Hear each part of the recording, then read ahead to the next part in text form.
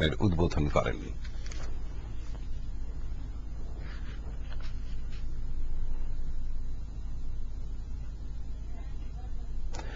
বিরোধী দলকে হরতালের বদলে শান্তিপূর্ণ রাজনৈতিক কর্মসূচি খুঁজে বের করার আহ্বান জানিয়েছে আওয়ামী লীগ।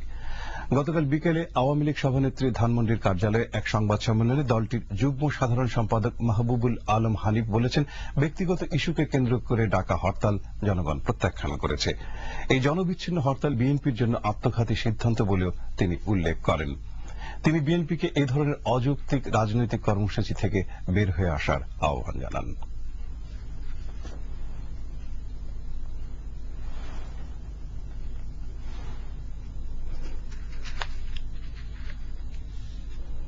জনগণকে বোমাবাজি, সন্ত্রাস, অগ্নিসংযোগ, ভাঙচুর ইত্যাদির মধ্য দিয়ে জোরপূর্বক ঘরে, অফিস আদালতে বন্দী রাখার নাম হরতাল হতে পারে না। হরতালের নামে জ্বালাও পোড়া এবং মানুষের জীবন ও সম্পদ ধ্বংসের রাজনীতির পথ পরিহার করতে হবে। বিএনপি এই ধরনের দেশ ও জনস্বার্থ বিরোধী রাজনীতির কারণে জনগণ থেকে ক্রমশই বিচ্ছিন্ন হচ্ছে। এমন চলতে থাকলে বিএনপি আবার নিজেদের ভরাডুবি ঘটাবে। আমরা আশা করব বিএনপি নেতৃবৃন্দ সর্বনাশ আত্মঘাতী পদক্ষেপ থেকে অচিরে বিরত হবেন, তাদের বোধশক্তি জাগ্রত হবে, সংবিধান সম্মত গণতান্ত্রিক অধিকারকে তারা অপব্যবহার করবে না। আজ থেকে ঢাকা বিশ্ববিদ্যালয় খেলার মাঠে ঢাকা আন্তর্জাতিক বইমেলা শুরু হচ্ছে। 16 ডিসেম্বর পর্যন্ত এই বইমেলা চলবে। এই মেলার প্রাক্কালে গতকাল রাষ্ট্রপতি মোহাম্মদ জিল্লুর রহমান ও প্রধানমন্ত্রী শেখ হাসিনা পৃথক বাণী দিয়েছেন। এবারের বইমেলার মূল প্রতিপাদ্য হচ্ছে রূপকল্প 2021 রূপায়ণে গ্রন্থ। এ উপলক্ষে গতকাল এক সংবাদ সম্মেলনে তথ্য ও সংস্কৃতি বিষয়ক মন্ত্রী আবুল কালাম আজাদ বলেন, জাতীয় গ্রন্থমেলাকে আন্তর্জাতিক রূপ দেওয়ার লক্ষ্যে 1995 সাল থেকে ঢাকা বই মেলা নামে নতুন করে এ মেলার যাত্রা শুরু হয়। এরই ধারাবাহিকতায় এবছর ঢাকা আন্তর্জাতিক বই মেলার আয়োজন করা হয়েছে। মন্ত্রী বলেন, গণমাধ্যমে যথাযথ গুরুত্বের সাথে ঢাকা আন্তর্জাতিক বইমেলার তথ্য প্রচারের মাধ্যমে দেশে বই পড়ার প্রতি পাঠকের আগ্রহ বাড়বে। তিনি সকলের সমন্বিত উদ্যোগে একটি সম্প্রীতিময় ও জ্ঞানভিত্তিক আলোকিত সমাজ গড়ে তোলার কথা বলেন সংবাদ সম্মেলনে। প্রতিটি বইমেলার একটি মূল প্রতিপাদ্য বিষয় থাকে। এবারের বইমেলার মূল প্রতিপাদ্য বিষয় হল রূপকল্প 2021 রূপায়ণের গ্রন্থ। দেশের সার্বিক উন্নয়ন এবং গণতান্ত্রিক ব্যবস্থার চর্চা ও বিকাশের, সর্বোপরি সুস্থ এবং সুন্দর সমাজ গঠনের জন্য জনগণকে গ্রন্থানুরাগী করে তোলা আবশ্যক। বইমেলা সর্বসাধারণকে পাঠ্যাভ্যাসে আগ্রহী করতে এবং দেশের প্রকাশনা শিল্পের বিকাশে একটি গুরুত্বপূর্ণ ভূমিকা পালন করে। সকাল 9টায় আগামীকাল যুক্তরাষ্ট্র এবং যুক্তরাজ্যের কূটনীতিকরা আশঙ্কা ব্যক্ত করে বলেছেন, পাকিস্তানের পারমাণবিক সামগ্রী সন্ত্রাসীদের খপ্পরে পড়ে যেতে পারে। উইকিলিক্সে ফাঁস হয়ে যাওয়া বার্তায় এই আশঙ্কার কথা ব্যক্ত করা হয়েছে। এতে আরো বলা হয়েছে, পাকিস্তানে অস্থিতিশীল পরিস্থিতির অবনতি হওয়া সত্ত্বেও দেশটি দ্রুত পারমাণবিক সামগ্রীর মজুদ বৃদ্ধি করছে। এদিকে মার্কিন পররাষ্ট্র দপ্তর জানিয়েছে, সামরিক বাহিনীর কম্পিউটার থেকে কেবলস ডাটাবেজ সাময়িকভাবে বিচ্ছিন্ন করা হয়েছে। গোপনীয় দলিলপত্র ফাঁস রোধ করার লক্ষ্যে যুক্তরাষ্ট্রের গৃহীত উদ্যোগের অংশ হিসেবে এই পদক্ষেপ গ্রহণ করা হয়েছে। স্প্যানিশ অবসরপ্রাপ্ত লোকদের আশ্রয় কেন্দ্রের একজন কর্মচারী 11 জন বাসিন্দাকে হত্যার কথা স্বীকার করেছে। খবরে বলা হয়, কর্মচারী জোয়ান ভিলা বলেছেন, উত্তর পূর্বাঞ্চলীয় ওলট শহরের এই আশ্রয় কেন্দ্রে অতিরিক্ত মাত্রায় ইনসুলিন ও ওষুধ প্রয়োগের মাধ্যমে বাসিন্দাদের হত্যা করা হয়েছে। গত অক্টোবরে তাকে গ্রেপ্তারের পর এই কর্মচারী 3 জনকে হত্যার কথা স্বীকার করেছে। স্পেনের বার্তা সংস্থার খবরে বলা হয়, জোয়ান ভিলা গতকাল বলেন তিনি আরও 8 জনকে হত্যা করেছেন। ভেনেজুয়েলায় কয়েকদিনে ভারী বর্ষণের ফলে সৃষ্ট বন্যায় অন্তত 20 জনের প্রাণহানি ঘটেছে। এছাড়া হাজার হাজার ঘরবাড়ি ক্ষতিগ্রস্ত হয়েছে। পরিস্থিতির অবনতি হয় রাজধানী কারাকাস সহ 4টি অঙ্গরাজ্যে জরুরি অবস্থা জারি করা হয়েছে। রাজধানীর দরিদ্র জনগোষ্ঠী অধ্যুষিত এলাকায় পাহাড়ের পাদদেশে ভূমিধ্বসে অধিকাংশ প্রাণহানি ঘটেছে। বন্যায় কমপক্ষে 5,600 লোক গৃহহীন হয়ে পড়েছে। ভূমিধ্বসের কারণে প্রধান আন্তর্জাতিক বিমানবন্দরের ফ্লাইট চলাচল বিঘ্নিত এবং রাজধানীর সঙ্গে সড়ক যোগাযোগ ব্যবস্থা বিচ্ছিন্ন হয়ে পড়েছে। আজ বিশ্ব এইডস দিবস। বিশ্বের অন্যান্য দেশের মতো বাংলাদেশেও নানা আয়োজনের মধ্য দিয়ে দিবসটি পালিত হচ্ছে। বিশ্ব এইডস দিবস উপলক্ষে রাষ্ট্রপতি মোহাম্মদ জিল্লুর রহমান ও প্রধানমন্ত্রী শেখ হাসিনা পৃথক বাণী দিয়েছেন। সাতক্ষীরার উপকূলীয় শ্যামনগর উপজেলার গাবুরা ইউনিয়নে শুরু হয়েছে ক্ষতিগ্রস্ত বেড়িবাঁধ নির্মাণের কাজ। প্রায় 9 কোটি 20 লাখ টাকা ব্যয়ে এ প্রকল্প বাস্তবায়ন করছে পানি উন্নয়ন বোর্ড। এই কাজ উদ্বোধনকালে পানি সম্পদ মন্ত্রী রমেশ চন্দ্র সেন বেড়িবাঁধ নির্মাণের এ কাজ দ্রুত শেষ করার উপর গুরুত্ব আরোপ করেন।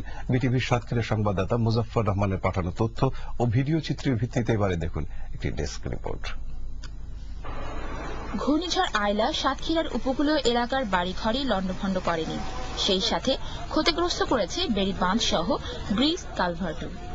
আর এতে করে আয়লা পরবর্তী সময়ে জেলার শ্যামনগর উপজেলার গাবুরা আর পদ্মপুকুর ইউনিয়নবাসীকে বেশ বেগ পোহাতে হয়েছে। আর তাই এই জনপদে মানুষেরা এখন এই দুর্দশা থেকে মুক্তি চান। শীতকাল, এখন পানি কম, এখন যদি না তাড়াতাড়ি বান্ধা তা আমরা বাড়ি ফিরে যেতে পারবো না। বাচ্চা শেষ হলে আমরা সব ঘরে ফিরতে পারি, আমরা আবার নিজ নিজ বাসস্থানে ফিরতে পারি। যখন আমরা আয় রোজগার সংস্থান করি, আমরা নিজ নিজ বাসস্থানে থেকে থাকতে পারবো। আয়লা দুর্গতদের পুনর্বাসনের পাশাপাশি এলাকার যোগাযোগ ব্যবস্থা উন্নয়নে এরই মধ্যে শুরু হয়েছে ভেঙে যাওয়া 6টি ক্লোজার নির্মাণ সহ একটি স্লুইস গেট নির্মাণের কাজও। আনুষ্ঠানিকভাবে এই কাজের উদ্বোধন করেন পানি সম্পদ মন্ত্রী রমেশ চন্দ্র সেন। 6 মাসের মধ্যে আমাদের নির্দেশ আছে যেন সমস্ত পোল্ডার ক্লোজ করে দেয়, সেই হিসেবে আমরা টাকা বরাদ্দ দিয়েছি অলরেডি। শুধু তাই নয়, ইতোমধ্যে প্রায় 7 কোটি টাকা ব্যয়ে 18 কিলোমিটার রিং বাঁধ এবং 41টি পোল্ডারের নির্মাণের কাজও শেষ হয়েছে।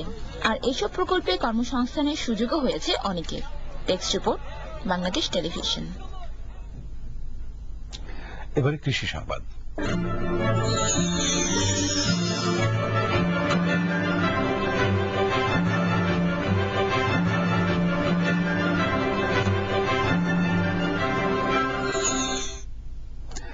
কক্সবাজার জেলায় এবার রোপা আমনের বাম্পার ফলন হয়েছে। সারের মূল্য এবং সহজলভ্যতার ফলে সুষম সারের ব্যবহার বাড়ায় এবার আশাতীত ফলন হয়েছে বলে জানিয়েছে স্থানীয় কৃষি সম্প্রসারণ অধিদপ্তর। বিস্তারিত জানাচ্ছেন আমাদের কক্সবাজার সংবাদদাতা জাহেদ সারওয়ার সোহেল। ক্যামেরায় ছিলেন রোতাব চৌধুরী।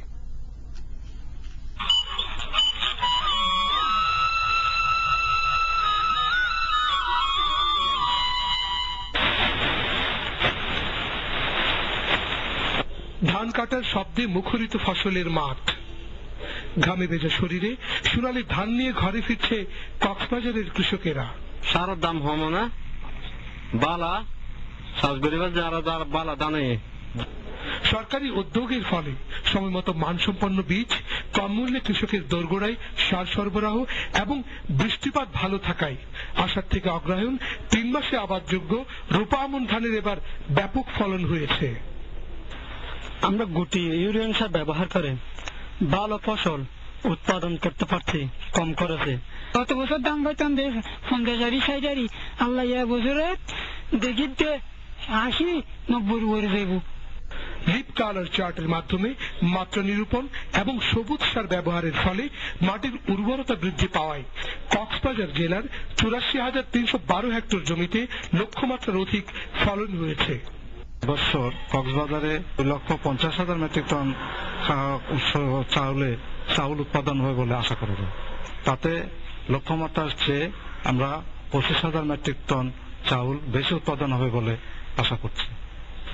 বর্তমান কৃষি বান্ধব সরকারের নেওয়া নানা পদক্ষেপের কারণে এবং প্রকৃতি অনুকূলে থাকায় ফসলের মাঠে এখন কৃষকের হাসি, কণ্ঠে তাদের গান, হেই সামালো ধান হোক, কাস্তে পে দাও শান হোক। জাহেদ সারওয়ার সোহেল, বাংলাদেশ টেলিভিশন, কক্সবাজার। এবারে খেলার খবর।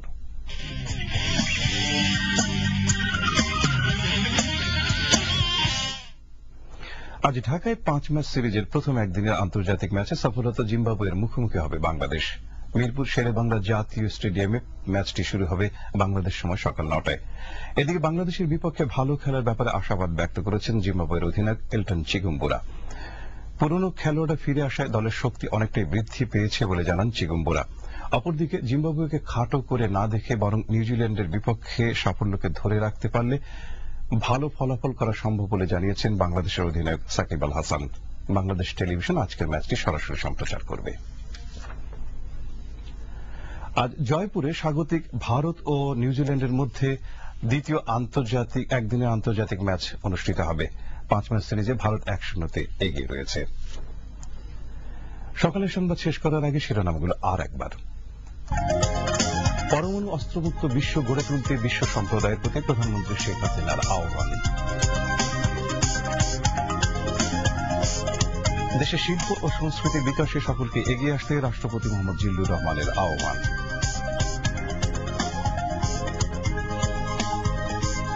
আজ থেকে শুরু হচ্ছে ঢাকা আন্তর্জাতিক বইমেলা। পাকিস্তানের পারমাণবিক সামগ্রী সন্ত্রাসীদের হাতে পড়ার আশঙ্কা প্রকাশ করেছে মার্কিন ও ব্রিটিশ কূটনীতিক। ওয়েবসাইট উইকিলিক্স এই তথ্য ফাঁস করেছে। এবং আজ ঢাকায় 5 ম্যাচ সিরিজের প্রথম একদিনের ম্যাচে সফলতা জিম্বাবুয়ের বিপক্ষে মাঠে নামছে বাংলাদেশ। খবর শেষ হলো। খোদা হাফেজ।